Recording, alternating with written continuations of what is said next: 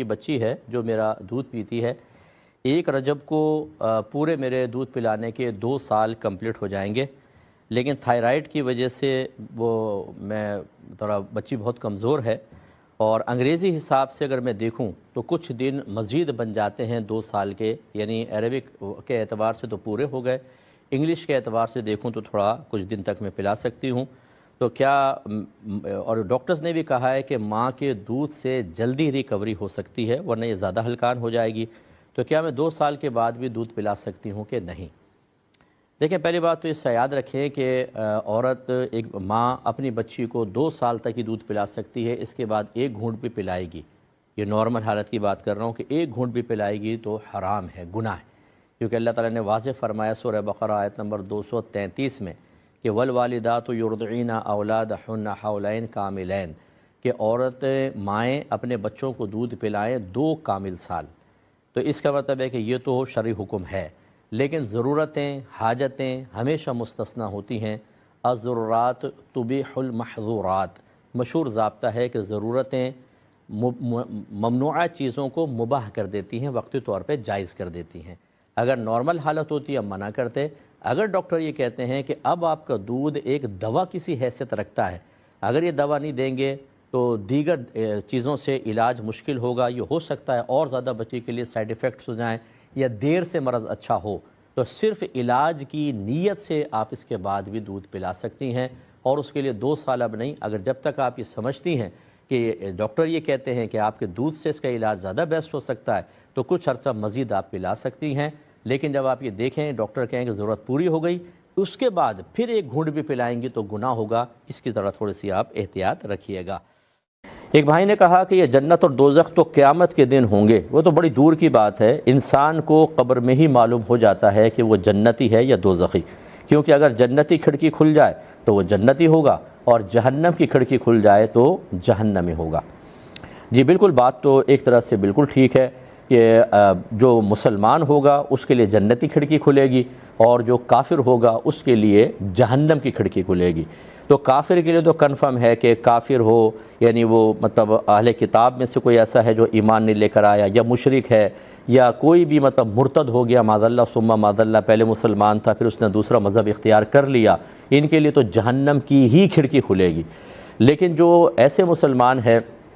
کہ جو منکر نکیر کے، کیونکہ مسلمان تو کامیاب ہوگا، لیکن ایسے بھی ہوں گے جو کسی وجہ سے عذاب قبر میں مبتلا ہو جائیں گے، تو اس کے لیے کوئی حدیث میں تو براہ نہیں آیا، لیکن جو اکابرین کی تحریر سے اندازہ ہوتا ہے وہ یہی ہے کہ پہلے وہ اپنا قبر کا عذاب بھگتے گا، پھر اللہ تبارک و تعالیٰ اس کے عذاب کو اٹھا لے گا، اور پھر جنتی کھڑکی اس کے لیے کھولی جائے گی۔ جیسے بے نمازی کو عذاب قبر ہوگا، یہ حدیثوں کے اندر آیا، یا اور عذابات قبر نبی کریم صلی اللہ علیہ وسلم کو معراج پر دکھائے گئے، اور اس میں یہی بتایا گیا کہ اس کو قیامت تک عذاب ہوتا رہے گا۔ اس کا مطلب ہے وہ عذابات قبر دکھائے گئے تھے۔ تو بعض تو ایسے ہوں گے جن کو طویل عذاب قبر ہے، بعض ایسے ہوں گے جیسے نبی کریم صلی اللہ علیہ وسلم نے ایک روایت میں فرمایا، یہ علامہ جلال الدین سیوطی رحمۃ اللہ علیہ نے شرح الصدور میں یہ روایات نقل کی ہیں کہ سرکار نے ارشاد فرمایا کہ میری امت گناہوں سمیت قبر میں جائے گی، اور زندہ لوگوں کی دعائے مغفرت کے بدلے میں مغفرت شدہ باہر نکلے گی۔ ایک روایت میں سرکار نے فرمایا کہ میرے امتی کو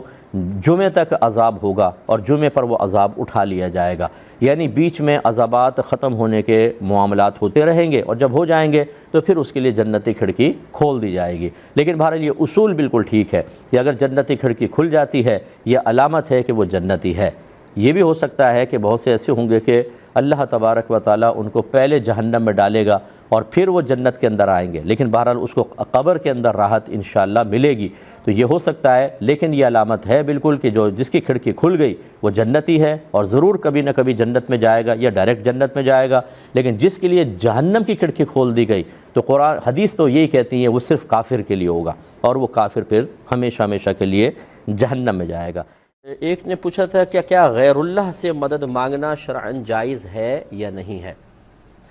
دیکھیں بالکل جائز ہے، بشرطے کہ آپ کا عقیدہ ٹھیک ہو، نظریہ درست ہو۔ اس میں تفصیل یہ ہے کہ اللہ تبارک و تعالیٰ سے ہی مدد مانگنا افضل اور اولیٰ ہے۔ اللہ تعالیٰ بے نیاز ہے، غیر محتاج ہے، وہ کسی کا محتاج نہیں، تمام خزانے اسی کے دست قدرت میں ہیں، وہ مؤثر حقیقی ہے، فاعل حقیقی ہے، اس کی عطا کے بغیر کوئی ایک تنکا بھی اٹھا کر کسی کو نہیں دے سکتا ہے۔ ہاں، اللہ تبارک و تعالی غیر محتاج ہونے کے باوجود اپنے بندوں کو جب بھی کچھ عطا فرماتا ہے تو اس کی عادت کریمہ یہی جاری ہے کہ کسی نہ کسی وسیلے اور ذریعے سے عطا فرماتا ہے۔ لہٰذا اگر میں آپ سے پوچھوں کہ کوئی ایک نعمت ایسی بتائیں کہ جو اللہ تعالیٰ نے براہ راست آسمان سے آپ کے گھر میں گرا دی ہو، تو آپ نہیں دکھا سکیں گے۔ دنیا کو اللہ تعالیٰ نے اسباب، عالم الاسباب بنایا ہے، ہر چیز کا ایک سبب قائم کر دیا ہے، حالانکہ اللہ تعالیٰ غیر محتاج ہے۔ تو بس اگر کوئی کسی اللہ کے نیک بندے سے طلب امداد کرتا ہے، اور نظریہ یہی ہوتا ہے کہ دینے والی ذات فقط اللہ تعالیٰ کی ہے، تمام خزانے اسی کے دست قدرت میں ہیں، اور میں حقیقتاً اللہ تعالیٰ سے ہی طلب کر رہا ہوں، لیکن وہ اپنے نیک بندوں کو، وہ اپنے مقرب بندوں کو جو نعمت عطا فرماتا ہے میں اس سے حصہ حاصل کر رہا ہوں، تو اس میں شرعاً کوئی حرج نہیں ہے۔ جیسے بے شمار مقامات پر آپ یہ دیکھیں گے سیاہ ستہ میں کہ صحابہ کرام نے نبی کریم صلی اللہ علیہ وسلم سے آ کے طلب امداد کی ہے۔ بخاری کے شروع میں کتاب العلم میں دیکھ لیں، حضرت ابو ہریرہ رضی اللہ تعالیٰ عنہ سرکار کی خدمت میں حاضر ہوئے، یا رسول اللہ مجھے چیزیں یاد نہیں رہتی۔ سرکار نے ایک چادر بچھائی اور 3 مرتبہ اس طرح کیا جیسے کوئی چیز ڈال رہے ہوں، اور پھر آپ نے فرمایا کہ ابو ہریرہ اس کو سمیٹ لو، تو آپ نے اس کو سمیٹ کے اپنے سینے سے لگایا۔ اس کے بعد فرماتے ہیں کہ خدا کی قسم میں کوئی چیز نہیں بھولا۔ اب یہ دیکھیں کہ حافظے کی کمزوری کے لیے کی شکایت لے کر یا فریاد لے کے سرکار کی بارگاہ میں آنا، سرکار نے جواب میں یہ تو نہیں فرمایا کہ آپ کسی حکیم کے پاس جائیں، بادام کھائیں، پستے کھائیں، معجون کھائیں، یا آپ ڈائریکٹ اللہ تعالیٰ سے دعا کریں میرے پاس کیا لینے آ گئے ہیں۔ اور سرکار نے یہ جو مدد کی ہے، آپ غور کریں، یہ ما تحت الاسباب بھی نہیں آتی ہے۔ یعنی ایک تو ہوتی ہے جیسے آپ نے کہا مفتی صاحب میں غریب آدمی کچھ مدد کرے، میں نے 100 روپے نکال کر دے دی، یہ بھی ایک مدد ہے۔ یہ آتی ہے ما تحت الاسباب۔ ما تحت الاسباب کا مطلب یہ ہوتا ہے کہ ایسے ذرائع سے مدد کرنا جو عادی طور پہ جاری و ساری ہوں، جیسے ڈاکٹر مدد کرتا ہے، دوائی سے علاج ہو جاتا ہے، وغیرہ وغیرہ۔ اور ایک ہوتا ہے ما فوق الاسباب۔ ما فوق الاسباب کا مطلب غیر عادی طریقے سے کسی کی مدد کرنا۔ یہ دیکھیں اب یہ سرکار صلی اللہ علیہ وسلم نے اس طریقے سے 3 مرتبہ لپ بھر کر ڈالے اور انہوں نے چادر کو سینے سے لگایا تو حافظہ قوی ہو گیا۔ میں آپ سے پوچھتا ہوں کہ یہ ما تحت الاسباب تھا یا ما فوق الاسباب تھا؟ جواب یقیناً یہ ہوگا کہ یہ ما فوق الاسباب ہے، کیونکہ عادی طور پہ ایسا نہیں ہوتا ہے۔ تو خلاصہ کلام یہ ہے کہ خود صحابہ کرام کا بکثرت نبی کریم صلی اللہ علیہ وسلم کی بارگاہ میں آ کر طلب امداد کرنا ثابت ہے۔ اگر یہ خدا نخواستہ ناجائز ہوتا تو نبی پر فرض ہوتا ہے کہ وہ اپنے امتی کی فوری طور پہ اصلاح کرے، لہذا سرکار صلی اللہ علیہ وسلم منع فرما دیتے، لیکن سرکار نے مدد فرما کر آنے والوں کے لیے یہی ایک سمجھ لیجئے تعلیم چھوڑی ہے، ہمیں سکھا دیا ہے کہ توجہ اللہ کی طرف ہونی چاہیے، فاعل حقیقی اللہ کو ہی سمجھیں، تمام خزانے اللہ کے دست قدرت میں ہی تصور کریں، لیکن یہ یقین رکھیں کہ اللہ تعالیٰ نے اپنے نیک بندوں کو بہت کچھ عطا فرمایا، تو طلب امداد کے لیے آپ ان کے پاس آ سکتے ہیں، اور جب وہ طلب آپ کی مدد کر دیں تو یوں ہی سمجھیں کہ یہ اللہ نے ہماری مدد کی ہے، کیونکہ یہ تو وسیلہ ہے، دینے والی ذات تو اللہ تعالیٰ کی ہے۔ ایک یہ کہتی ہے کہ ہم جو یہ قرآن پاک وغیرہ پڑھتے ہیں یا خیرات کرتے ہیں اور نیت یہ ہوتی ہے کہ اس کا ثواب فلاں مردے کو پہنچ جائے، تو کیا اس مردے کو پتہ چلتا ہے کہ ثواب آیا ہے، اور یہ بھی پتہ چلتا ہے کہ کس نے بھیجا ہے؟ تو جی ہاں، بالکل یہ موجود ہے، یہ بھی مطلب مضمون موجود ہے۔ شرح الصدور بشرح حال الموت والقبور میں علامہ جلال الدین سیوطی صاحب رحمۃ اللہ علیہ نے ایک حدیث نقل کی ہے کہ جب کوئی کسی کو ایصال ثواب کرتا ہے تو وہ ایک نورانی تھال میں رکھ کر اس مردے کے سامنے پیش کیا جاتا ہے، اور باقاعدہ بتایا جاتا ہے کہ یہ فلاں بن فلاں کا وہ تحفہ ہے جو اس نے تجھے بھیجا ہے، تو اس پر اس کا دل خوش ہوتا ہے۔ اور ایک روایت میں نبی کریم صلی اللہ علیہ وسلم نے ارشاد فرمایا کہ مردے اس طرح کا ثواب حاصل کر کے ویسے ہی خوش ہوتے ہیں جیسے زندہ کسی کو کوئی تحفہ دیتے ہیں تو وہ خوش ہوتا ہے۔ تو بالکل اس تک پہنچے گا، اور آپ کا اور آپ کے والد کا نام بھی اس کے سامنے ذکر کیا جائے گا، اس اعتبار سے اس کو معلوم ہوگا کون میرے پاس کیا۔ ایک انہوں نے کہا کہ کیا صدقہ کرنے کے لیے بکرے کا کالا ہونا ہی ضروری ہے؟ جی نہیں، بلکہ صدقے کے لیے تو بکرا بھی ضروری نہیں ہے، لیکن ایسا ہوتا ہے کہ بعض اوقات ہم جب خون بہاتے ہیں یعنی ذبح کرتے ہیں تو اس سے اللہ تبارک و تعالیٰ کی بارگاہ میں قربانی پیش ہوتی ہے اور برکات حاصل ہوتی ہیں۔ تو بہرحال بکرا کوئی لازم نہیں ہوتا صدقہ کرنے کے لیے، اور بکرا کریں تو کالا ہونا ہی کوئی ضروری نہیں ہے۔ یہ ہمارے ہاں مطلب کچھ چیزیں عاملین نے کچھ قیودات نکال دی ہیں، جی کالا ہونا چاہیے اور مطلب بکرا ہی ہونا چاہیے۔ اب گائے کیوں نہیں کر لیتے، بکرا ہی ہونا چاہیے۔ تو یہ دمبا کیوں نہیں کر لیتے جی؟ یہ کوئی ذات ہماری اپنی ہے، ان کی کوئی پابندی شریعت نے نہیں مقرر کی، اور اگر کوئی ان کو لازم اور ضروری سمجھ کے نہیں کرتا تو بہرحال ہے جائز، میں اس کو ناجائز نہیں کہہ رہا ہوں، لیکن یہ سوچنا ہے جی کالا بکرا ہی کریں گے تو صدقہ بنے گا اور اس کی وجہ سے بلائیں دور ہوں گی، یہ ایک منفی خیال ہے۔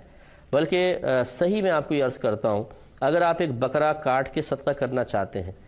تو آپ یہ دیکھیں، بکرا مثال کے طور پر 2000 کا ہے، مریل بکرا لے لیں آپ، 2000، 2500، 3000 کا کر لیں، چلیں 3000 کا آپ بکرا لینا چاہتے ہیں، اور ایک غریب مسلمان ہے جس کو 3000 کیش کی شدید ضرورت ہے، تو آپ کا بکرا کاٹ کے غریبوں میں تقسیم کرنا یہ کم درجہ رکھے گا، کیش دینا زیادہ افضل ہوگا۔ یوں سمجھ لیجئے کہ جس صدقے سے کسی محتاج کی محتاجی دور ہوتی ہو، اس کی ضرورت پوری ہوتی ہو، وہ صدقہ سب سے افضل ہوتا ہے۔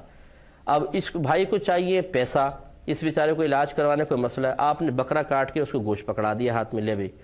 تو اس بیچارے گوشت کیا کرے گا وہ؟ اس کو تو گوشت کھانا ہی منع ہو، ڈاکٹر نے کہا گوشت نہیں کھائیں گے، آپ نے تو غریب کو دے دیا گوشت، لے جاؤ بھائی،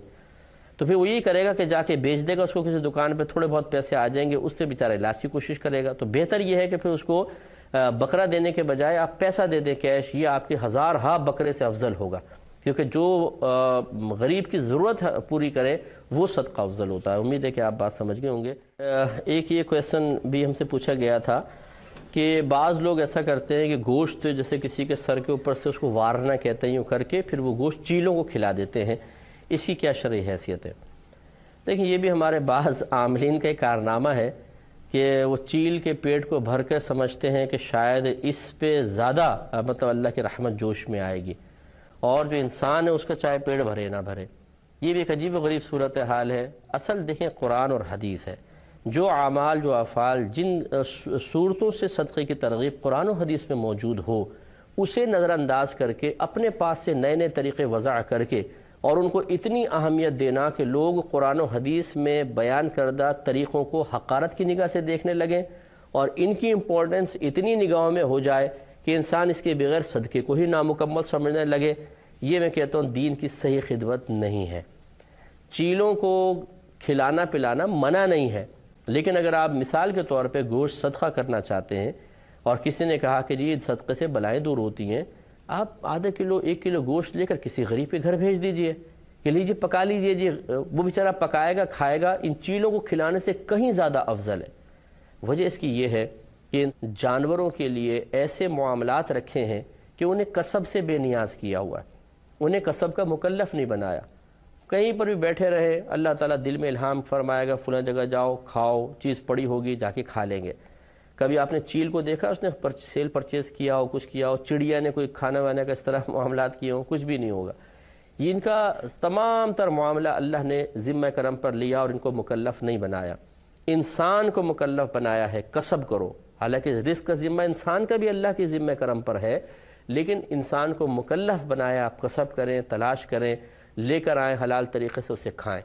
تو معلوم یہ ہوا کہ جانوروں کے مقابلے میں انسان زیادہ محتاج ہے، انسان زیادہ ضرورت مند ہے، کہ وہاں اللہ نے رزق کا اس طرح ان کا ذمہ لیا ہے کہ ان کو مکلف ہی نہیں بنایا، آرام سے بیٹھے رہو تمہیں رزق ملے گا،